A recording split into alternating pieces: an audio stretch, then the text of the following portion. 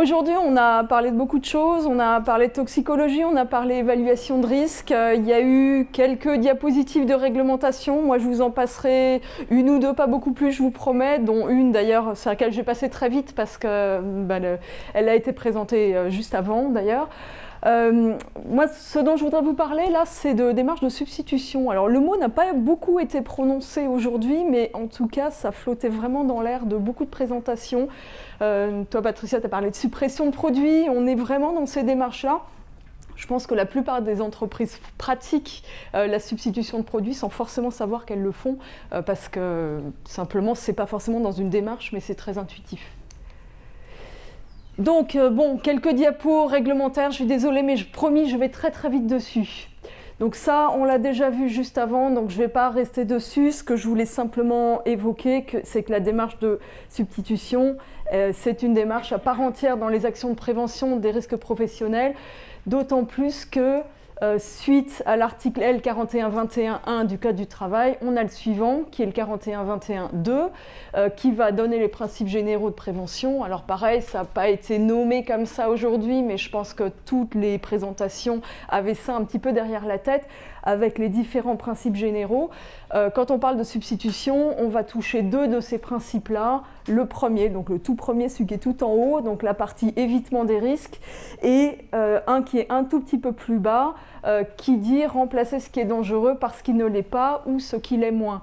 Donc là, ça permet de mettre dans une institutionnalisée toute la partie démarche de substitution, le fait qu'on puisse visualiser ces objectifs-là au sein des principes généraux de prévention. Un dernier article du Code du travail, cette fois dans la partie réglementaire, un petit rappel, mais pareil ici, je pense que dans cette salle tout le monde est au courant, il n'y a pas de problème là-dessus, l'obligation de recherche, j'insiste évidemment sur le mot recherche, de substitution pour les CMR. Donc là, encore une fois, je trouve ça intéressant parce que ça permet aussi de focaliser le mot substitution, pas uniquement dans des grands principes, mais également dans des obligations d'application ou de recherche d'application au sein de certains groupes de produits, certains groupes de substances.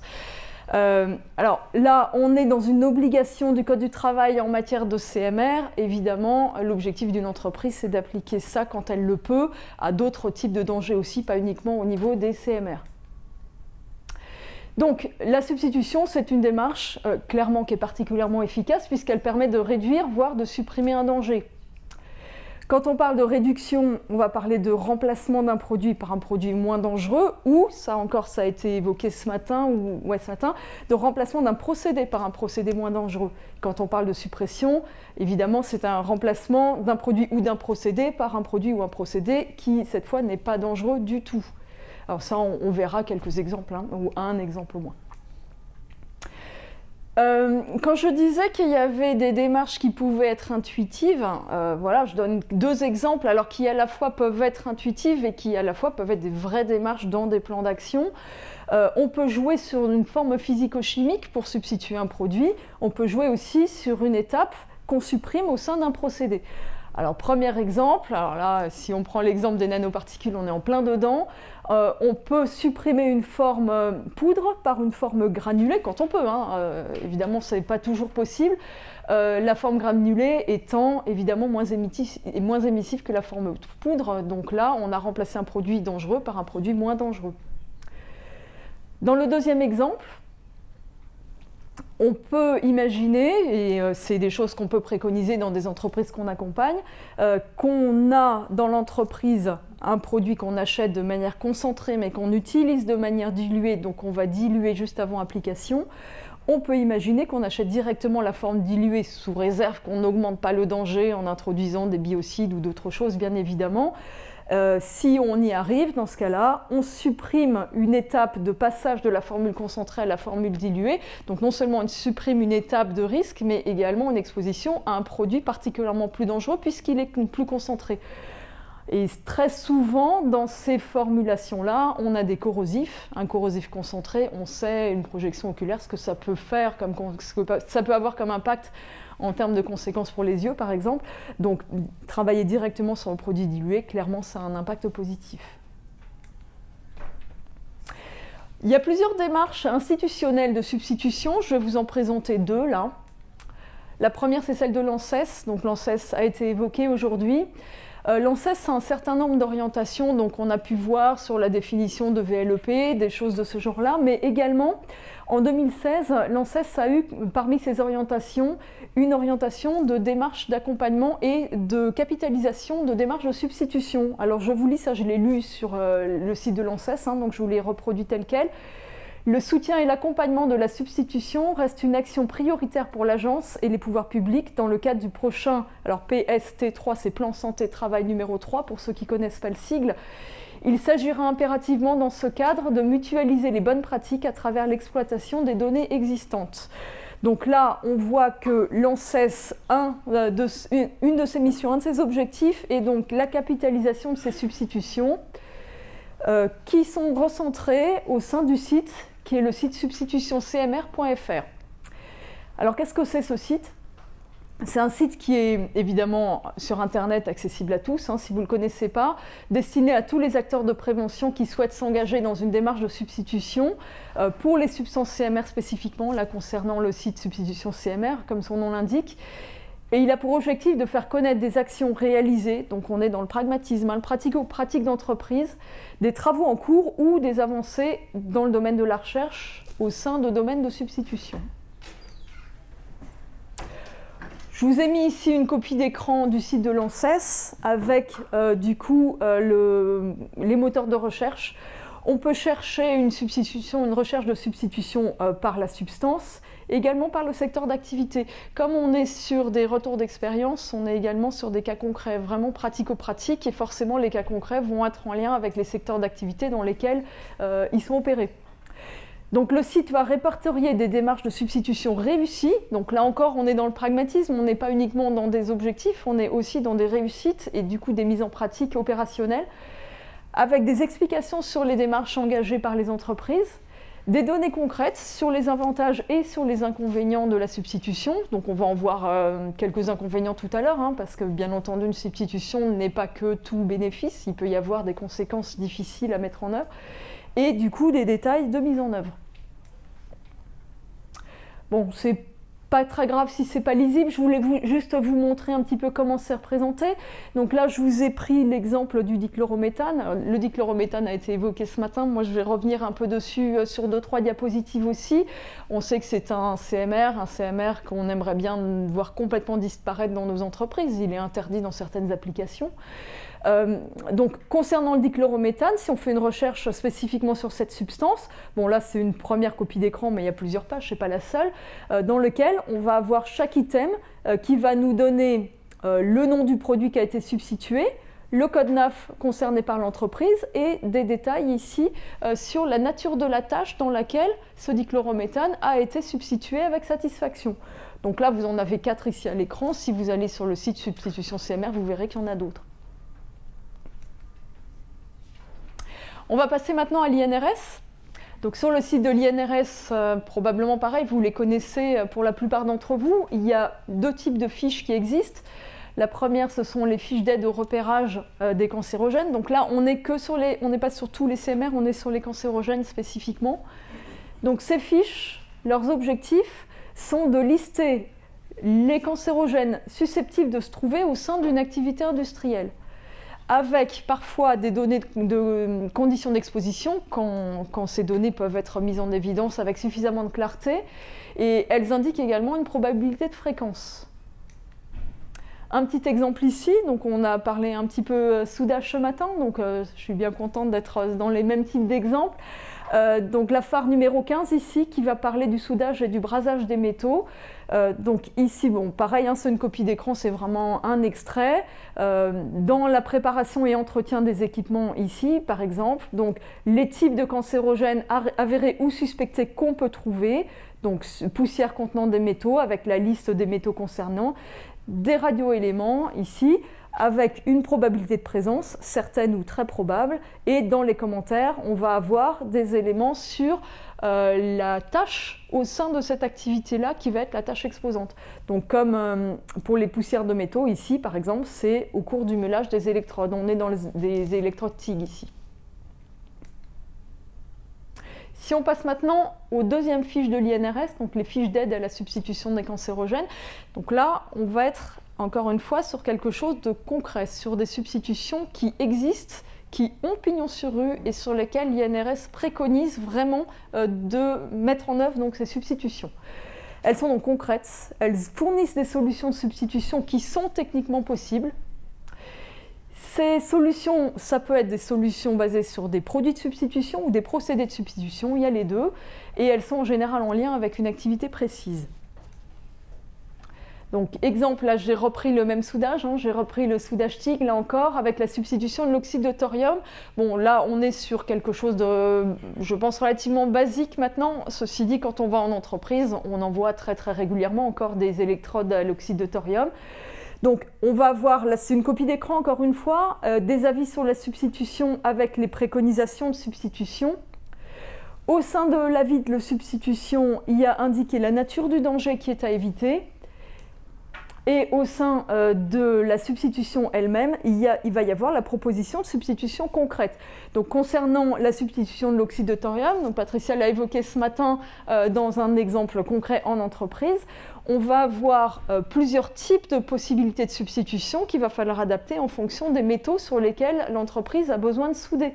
Donc ça va être des électrodes au tungstène qui peuvent contenir des oxydes de lantane ou du cérium ou pas, en fonction du besoin de l'entreprise. Donc à chaque fois, évidemment, ces substitutions doivent être accompagnées par des essais pour vérifier l'efficacité sur le terrain, bien sûr. Et donc, voilà, avec des propositions de substitution concrètes. Ce qui est intéressant dans ces fiches FAS, c'est que comme ces fiches viennent de l'INRS, et qu'elles accompagnent vers des substitutions réussies, maintenant, de plus en plus de ces conseils de substitution sont pris en compte par les fournisseurs. Donc, il ne faut vraiment pas hésiter si vous avez un de vos procédés, un de vos produits qui figurent parmi les fiches FAS, de consulter vos fournisseurs qui, souvent dans leur gamme de produits, ou de procédés d'ailleurs, vont possiblement vous offrir cette possibilité-là à côté de l'ancienne. Alors souvent l'ancienne, on n'a pas tellement envie de la laisser parce que parfois c'est moins cher que la nouvelle, etc. Mais quand même, ils vont quand même évoluer et avancer en fonction de ces connaissances scientifiques et proposer ces nouvelles sortes de produits ou de procédés qui vont donc permettre la substitution des cancérogènes qui sont listés dans les fiches. Ceci dit, ça ne veut pas dire pour autant que c'est facile à mettre en œuvre. Les industriels donc, peuvent avoir des opportunités de substituer certains produits, mais ne pas s'en saisir. Alors, il y a plein de raisons à ça. Ils peuvent ne pas y penser. Ils peuvent ne pas connaître les démarches et les opportunités, simplement s'ils ne vont pas au bon moment, dans le bon salon, ou si le fournisseur ils l'ont pas rencontré depuis longtemps, ou s'ils ont des exigences clients aussi particulières, ou ne pas oser se lancer parce que c'est une démarche qui va, en termes de mise au point notamment, qui peut prendre un petit peu de temps. Je prends un exemple relativement simple, mais qui est un exemple qui est un des premiers sur lequel moi je vais aller dans les entreprises quand on a du dégraissage en entreprise.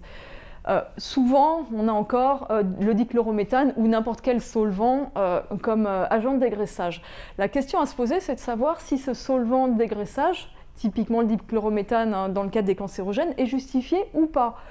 Pour ça, il y a deux questions à se poser. Quel est le niveau d'exigence qui est requis ? Et en fonction de ce niveau d'exigence qui est requis, en fonction donc de la suite des opérations du procédé sur le produit qui est dégraissé, est-ce que la qualité de dégraissage obtenue correspond à ce niveau ou est-ce que l'entreprise ne ferait pas de la surqualité?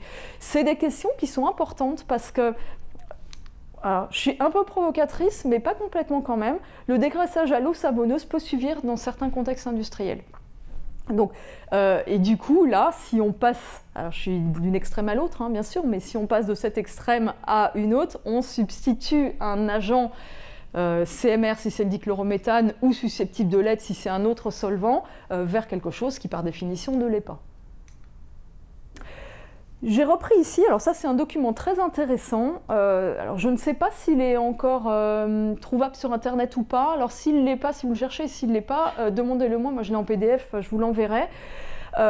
C'est un document qui s'appelait Action hydrodégraissage qui a été fait en 2007, qui est un guide de recommandation pour usage de solutions aqueuses en substitution de solvants de nettoyage dégraissage.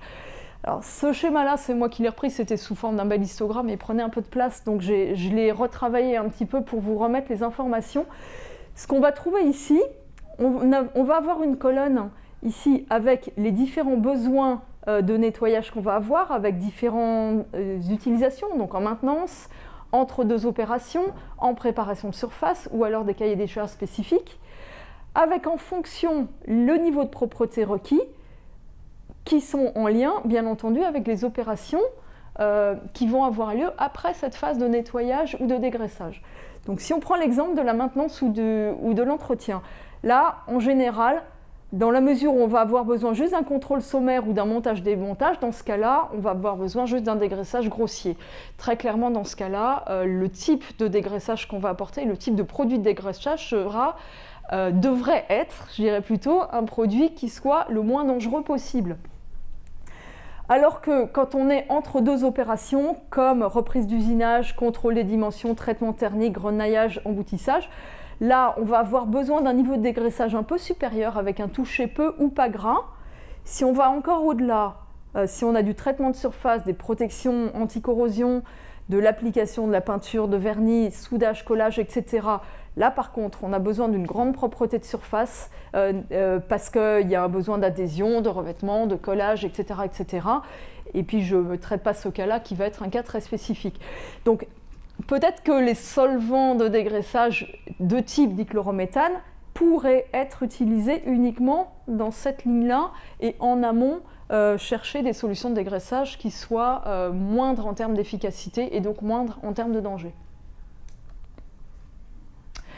Donc bien sûr, il y a des difficultés par rapport à tout ça, parce qu'une démarche de substitution, c'est pas juste comme ça, voilà, un petit coup de claquage des doigts.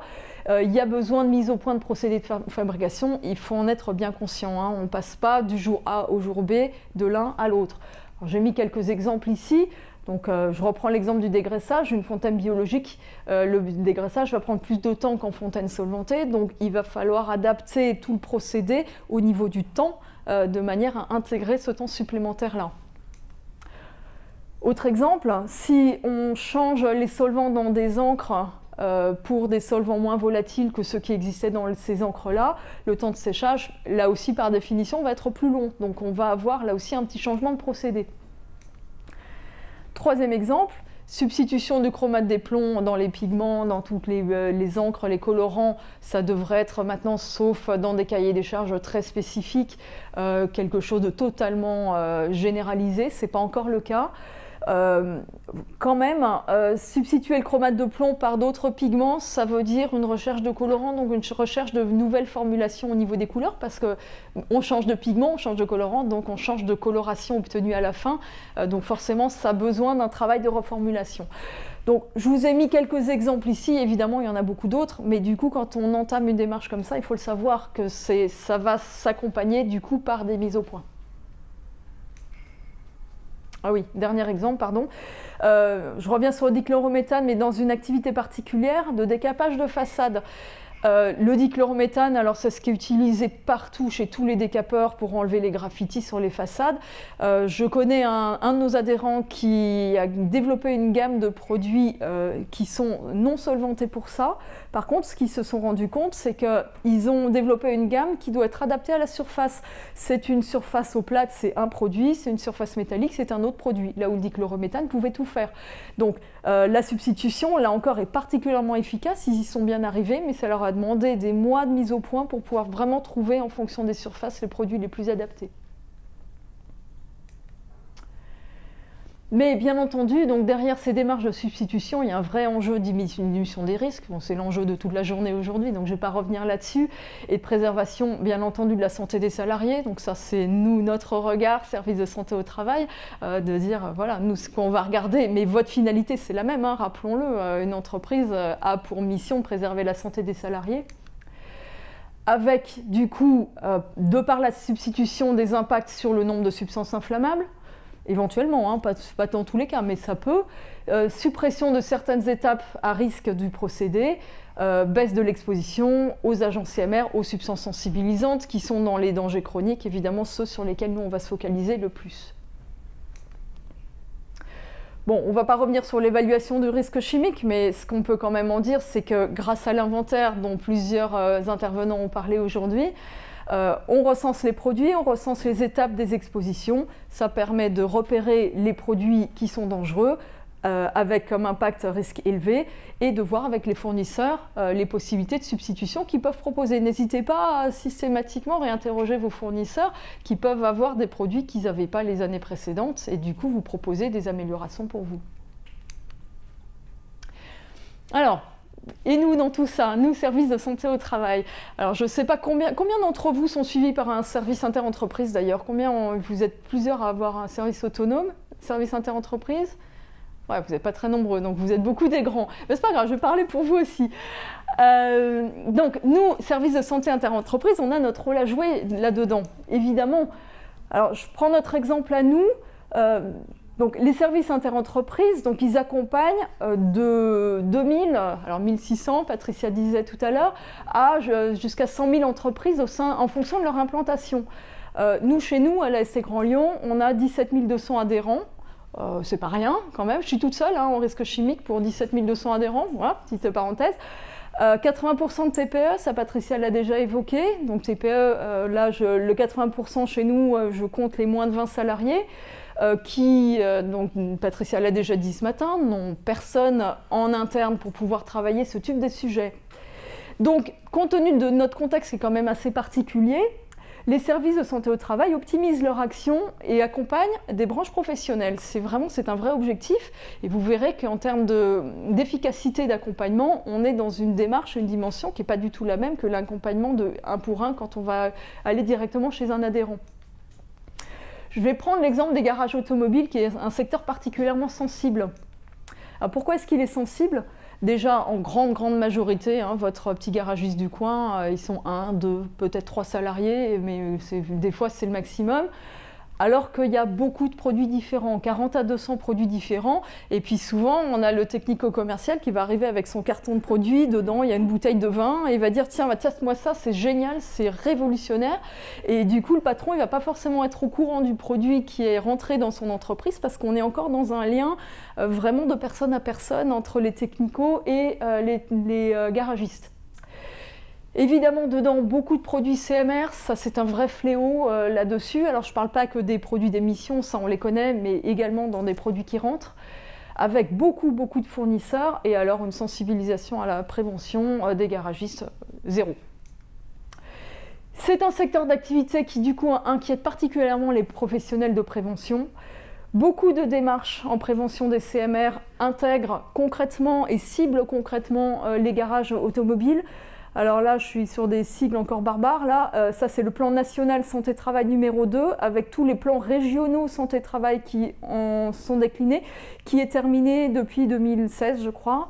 Le nouveau plan régional santé-travail en Auvergne-Rhône-Alpes a remis un focus sur les garages automobiles, mais en Alsace-Lorraine, comment c'est déjà? C'est Grand Est, je crois, la région là où il y a l'Alsace-Lorraine aussi, ils ont un focus sur les garages. Donc c'est pas terminé, on en a encore des régions qui ciblent les garages automobiles comme des secteurs prioritaires. L'INRS, les CARSAT, tous les services de santé au travail ont tous leurs documents de sensibilisation, leurs petites plaquettes, leurs vidéos, leurs machins, pour essayer de sensibiliser les garagistes. Et évidemment, on a également des syndicats professionnels particulièrement actifs sur ce terrain compte tenu des enjeux en termes de maladies professionnelles. Au niveau des services de santé au travail, donc on a tous maintenant nos façons de capitaliser les données, les informations, les fiches de données de sécurité, etc. pour essayer d'être les plus efficaces possibles quand on passe d'un adhérent à un autre. Et donc dans ce projet qu'on a fait, la question a été de mutualiser l'ensemble de ces démarches-là de manière à construire un projet national, d'envergure nationale qui permette de fédérer l'ensemble, de chapeauter en fait la prévention des garages au niveau national et pas au niveau d'un service ou d'un département ou d'une région. Donc on s'est fédéré en groupe projet depuis 2014 dans lequel il y a plus de 40 services de santé au travail qui sont. Alors pour vous donner une idée, il y a 250 services de santé en France, donc 40 sur 250, on est sur un petit taux qui est sympathique. Il y a dedans des fabricants et des distributeurs de produits pour garage. des syndicats professionnels, un certain nombre d'institutionnels, dont l'ANSES qui en fait partie. Et on s'est regroupés ensemble pour construire une base de données d'aide à la substitution, donc spécifiquement sur ce sujet-là, de produits donc, utilisés dans les garages automobiles. Notre objectif est de faciliter les démarches de substitution dans les garages où les salariés sont particulièrement exposés. Allez, par l'évaluation de risque à un garage automobile, voilà, on en parle et on se sauve en courant. Hein. C'est à peu près ça. Donc l'idée là derrière ça, c'était de se dire, bon, bah, puisque l'évaluation de risque chimique en garage, c'est quasiment lettre morte, autant aller travailler en amont de manière à ce qu'à la limite, ils ne sachent même pas qu'on travaille pour eux. C'était un petit peu ça l'idée derrière ce projet-là, je vais vous montrer comment. Un petit histogramme là pour vous montrer le constat tout produit confondu ici. Alors on ne va pas lire l'histogramme, on va aller directement à l'essentiel. Dans les produits achetés, utilisés mais parce qu'achetés, pas parce que produits en tant qu'émission, hein, dans les garages, on a plus de 9% qui sont classés CMR, 1 sur 10. Hein. 14%, 14,9, donc 1 sur 6 à peu près, qui sont sensibilisants. Donc on rappelle aussi que les sensibilisants par inhalation en particulier peuvent générer des inaptitudes définitives, donc des pertes d'emploi. Donc la question derrière ça, c'était comment fédérer tout ça, intégrer tout ça vers des démarches de substitution du coup possible. Qu'est-ce qu'on a fait du coup ? Les fiches de données de sécurité qu'on a récupérées, qu'on a récoltées et qu'on continue à récolter au sein des garages, on les classe. On les classe par métier, donc les produits utilisés en mécanique, en carrosserie, en préparation des véhicules. Évidemment, comme dans n'importe quel tableau d'évaluation, on va gérer leur identité, donc qui le vend, l'âge de la FDS, la forme physico-chimique, mais également, et ça c'est pas toujours le cas, à quoi ils servent. Donc on sait le métier, qui l'utilise, après pourquoi faire. Donc on a classé avec des familles et sous-familles d'utilisation. Évidemment, la composition sur la base des fiches de données de sécurité.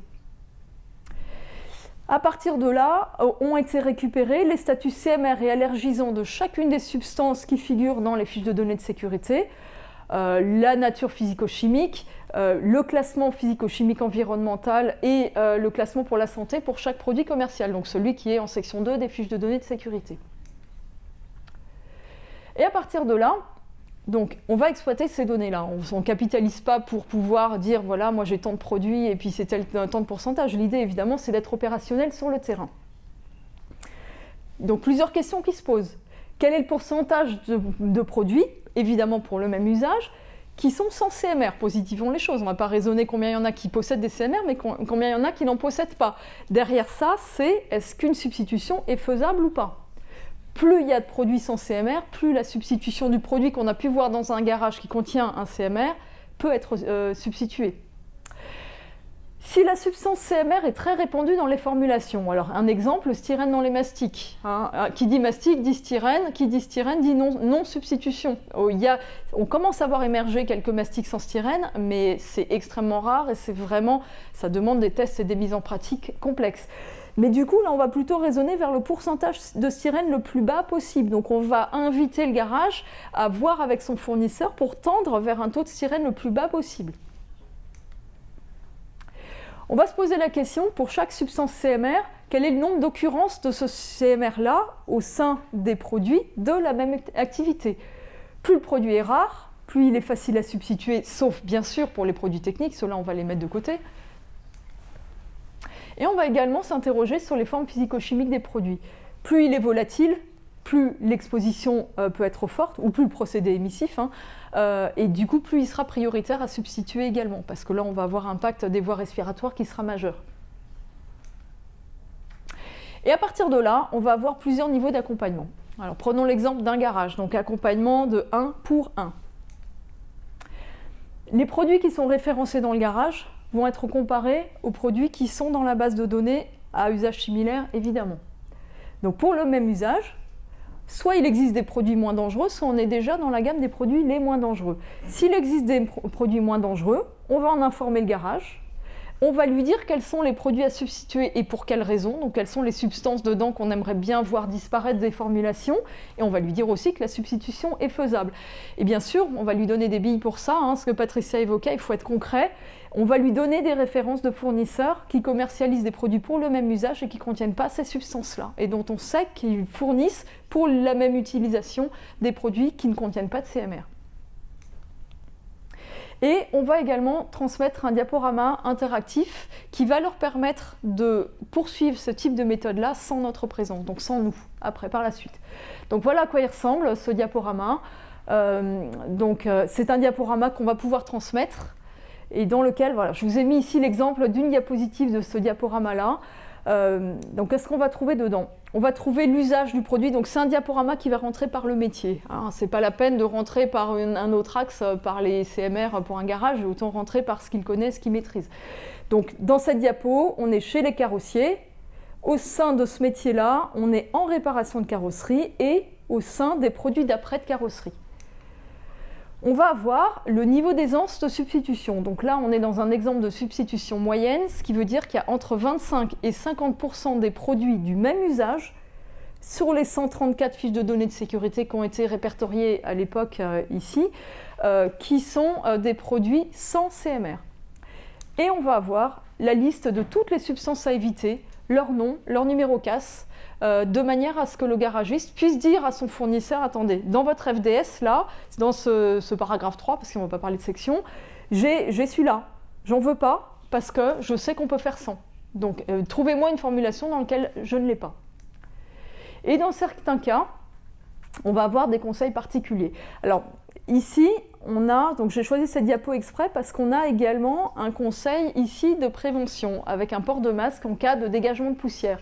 Pourquoi? Parce que parmi les CMR qui sont listés là, il y en a qu'on n'a pas noté délibérément ici dans cette liste. Donc on a évoqué le dioxyde de titane tout à l'heure, donc c'est un agent qu'on trouve régulièrement dans les apprêts de carrosserie, mais dans l'apprêt qui est en phase liquide, le dioxyde de titane, il est donc encapsulé dans le liquide, si on peut dire encapsulé, je m'adresse à madame, c'est pas le bon terme, en tout cas il est piégé dans le liquide, donc sa forme nanoparticulaire là ne va pas nous inquiéter. Par contre, en cas de ponçage, oui. Et on sait que c'est un produit qui ne sera pas substituable. Donc aller le lister là, c'est inutile, puisqu'il ne sera pas substituable. En plus, sa toxicité va dépendre de la forme à laquelle le salarié va être exposé. Donc, ce qu'on va plutôt mettre préférentiellement, c'est de dire portez un masque FFP3 s'il y a dégagement de poussière, quel que soit votre procédé qui émet des poussières. Et du coup, on est à la fois sur des conseils de substitution et à la fois sur quelques conseils pragmatiques de prévention des risques. Voilà, donc là, on était dans le cas d'un accompagnement garage direct. Après, toute notre démarche nationale, l'objectif est de monter plus haut, de monter sur les fabricants et du coup aller convaincre un fabricant de changer des formulations de manière à supprimer des produits, des substances particulièrement dangereuses dedans. Donc, à partir de notre base, on a dégagé un certain nombre d'opportunités de substitution. Elles ont été priorisées. Elles ont été priorisées en fonction de l'impact santé, donc le niveau de danger qu'on a repéré et les voies d'exposition à risque, donc par exemple les aérosols, comme on a dit tout à l'heure, et la faisabilité de substitution, là où on sait que c'est faisable parce qu'on a beaucoup de produits, plus de la moitié, qui ne contiennent pas de CMR par rapport à là où c'est plus technique et donc c'est plus difficile. On a dégagé, de ce point de vue-là, 15 produits prioritaires. 6 produits chez les préparateurs de véhicules, 5 produits chez les mécaniciens et 4 produits chez les carrossiers. Je vais vous donner ici un exemple de notre base de données sur les nettoyants freins. Voilà, donc nos tableaux ils ressemblent à peu près à ça. Donc là, dans les nettoyants freins, on avait 91 nettoyants freins à l'époque de ce tableau-là. Depuis, on en a peut-être 20% de plus. Parmi ceux-là, on en a 16 avec des CMR, ce qui veut dire qu'on en a 84 sans CMR. Donc 84 sans CMR pour 16 avec. Donc les 16 avec, c'est ceux-là qu'on va cibler comme ceux sur lesquels on veut agir en termes de substitution. Parmi ces 16 qui contiennent des CMR, les CMR qu'on trouve dedans, ce sont ces 3 substances-là, N-hexane, 1,2-dichloropropane et du nickel. On a donc leur niveau de toxicité ici, leur pourcentage d'occurrence ici, avec leur pourcentage que l'on trouve dans les formulations. Bon, vu le pourcentage d'occurrence qu'on a ici, clairement, ce qui va nous intéresser, c'est le N-hexane. Le N-hexane, 94% des produits qui contiennent des CNMR dans les nettoyants freins contiennent du N-hexane. Et donc notre objectif est de supprimer le N-hexane dans les formulations de nettoyants freins parce qu'on sait que c'est faisable sans. Donc c'est ça la démarche. Et cette démarche-là, on va la faire auprès des fabricants de nettoyants freins et de grossistes qui vendent des nettoyants freins. Parce que c'est là qu'il y a du volume. Et comme on est 40 services de santé au travail à se fédérer autour de ce projet-là, qui a l'ANSES avec nous, qui a des fabricants et qui a des syndicats professionnels, là, on devient plus important et on peut influencer. Je vous ai mis ici un autre exemple, donc on est sur la même chose que les nettoyants freins, sauf que je vous ai mis l'ensemble des produits qu'on a ciblés comme prioritaires chez les carrossiers. Alors, on ne va pas rentrer dans les détails, c'est pour vous montrer. À chaque fois, on est de la même manière.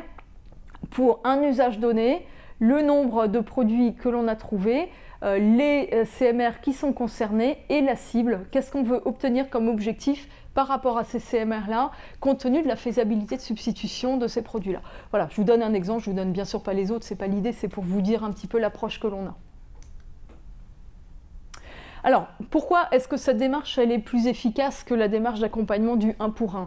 Ben, clairement, quand on va aller directement chez un adhérent, ce qui est bien entendu essentiel, hein, c'est très important de le faire, on va avoir une action, donc grosso modo un temps donné, qui va être impacté par un seul adhérent.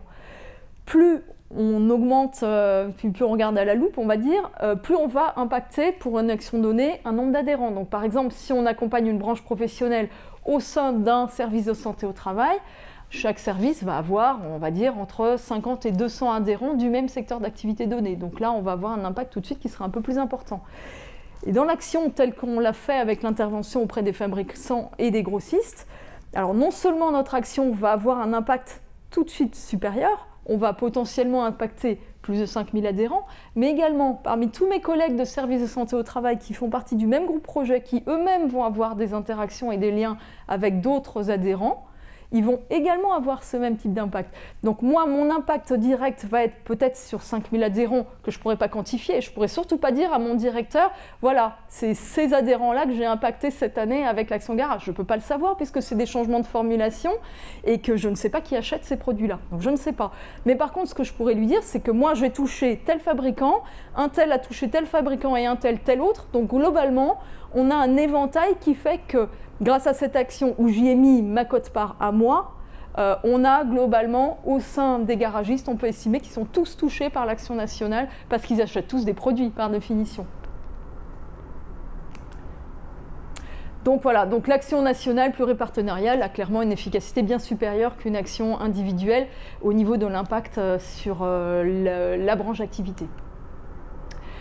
Voilà, donc pour conclusion, qu'est-ce qu'on peut dire? C'est que substituer, ça veut dire réduire ou supprimer un danger, on l'a déjà dit, et donc supprimer ou réduire un risque, bien sûr.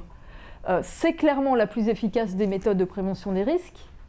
Par contre, la démarche n'est pas toujours facile à mettre en œuvre et elle peut demander de longs mois de mise au point. Donc là, il faut le savoir avant d'entamer la démarche. Il existe de nombreux guides pour aider à ces démarches de substitution-là. Je vais vous mettre une petite biblio juste derrière. Et pour ceux d'entre vous qui sont suivis par un service interentreprise, n'hésitez pas à demander à votre médecin du travail un accompagnement dans ce sens-là et donc à toute l'équipe prévention au sein de votre service de santé parce qu'on est tous formés là-dessus et maintenant la globalité des services forme dans cette logique-là. Voilà, pour finir, donc, je vous ai remis donc, le site ici de l'ANSES, substitutioncmr.fr, le lien vers les fiches phares et phases de l'INRS, un autre portail de substitution qui s'appelle Subsport et l'excellent site québécois que vous connaissez probablement avec sa base Solub qui va donner également des typologies d'exemples de substitution de manière très concrète. Voilà, je vous remercie. Merci beaucoup Agnès. Merci.